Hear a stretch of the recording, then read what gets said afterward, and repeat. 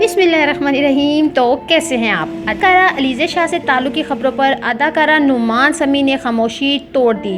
गुज़श्ता दिनों social media पे ये ख़बर गर्दिश कर रही थी कि मुबैना तौर पर दोनों अदाकारों ने राहें जुदा कर ली हैं, क्योंकि दोनों ही इंस्टाग्राम पर एक दूसरे को फॉलो करना तर्क कर दिया था। एक सारिफ ने नुमान समी को पैगाम लिखा और अलीज़ा से ताल्लुक़ के हवाले से इन्हें तनकीद का निशाना बनाते हुए लिखा कि इखलाकी इक़्तिदार सिखाने की कोशिश की।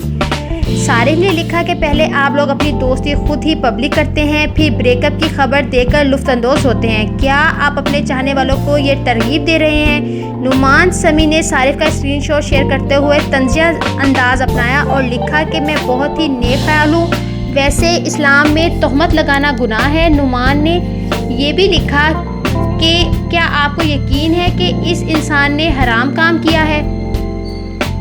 ख्याल रहे कि पाकिस्तान टीवी इंडस्ट्री की उभरती हुई अदाकारा अलीज़ा शाह ने और नए अदाकार नुमान समी ने इंस्टाग्राम पर एक दूसरे को फॉलो करना ख़त्म कर दिया, जिसे कयास किया जा रहा है कि दोनों की राहें जुदा हो गई हैं।